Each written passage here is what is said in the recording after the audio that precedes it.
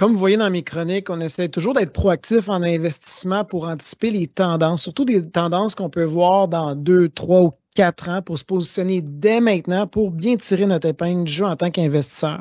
Et là, je vais parler dans les prochaines minutes d'une demande qui va vraiment s'accroître. Puis dans un secteur d'activité, on pourrait vraiment tirer des gains sur différents angles qu'un investisseur devrait s'intéresser. De quoi je fais référence? Bien, premièrement, je vais donner des indices. Qu'est-ce qu'ils ont en commun toutes ces tendances-là qu'on voit, dont je parle à plusieurs reprises au courant des derniers mois? On voit que le secteur manufacturier est en train de renaître dans les pays développés pour faire de la fabrication de proximité. Les gouvernements et les entreprises ont des cibles pour décarboner l'économie. On parle d'intelligence artificielle, de plus en plus, on parle de fabrication, de création de centres de données, qui est une tendance qui est lourde, combinée aussi avec une croissance dans les pays émergents. À quoi je fais référence ici? C'est qu'une demande accrue, vraiment élevée à venir dans les prochaines années en électricité. Et ça, on peut voir vraiment que la progression d'ici 2026 en demande d'électricité provient des pays émergents, mais ce qui prend de plus en plus de place, c'est les pays développés qui ont des besoins pour les raisons que je viens de mentionner. Un point qu'il faut réaliser, puis ça c'est bon pour les investisseurs des fois qui veulent toucher des thématiques à un deuxième degré. On parle de beaucoup d'intelligence artificielle, puis les investisseurs des fois ils se disent comment je peux me positionner sans spéculer sur un titre technologique qui est un peu en dehors de ma zone de confort. Bien, une alternative qu'on peut, c'est regarder justement ce que ça va créer. Et la demande en intelligence artificielle va faire que, comme je disais, il va y avoir la création de centres de données. Et dans 3 ans, il y a la demande d'électricité pour donner de l'énergie à ces centres de données-là. Ça va être plus que cette croissance-là, ça va égaler à ce que le Japon a besoin d'électricité annuellement. Donc, c'est un investissement massif qu'on va voir dans les centres de données, mais dans les prochaines années, on va voir cette consommation d'électricité-là aussi s'accroître.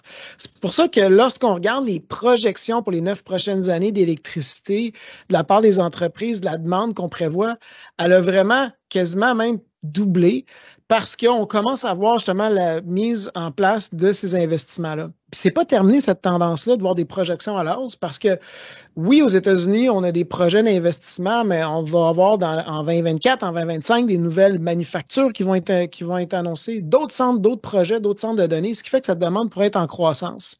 Puis de où cette énergie-là, cette électricité-là va venir? Principalement de l'énergie renouvelable, solaire et éolien.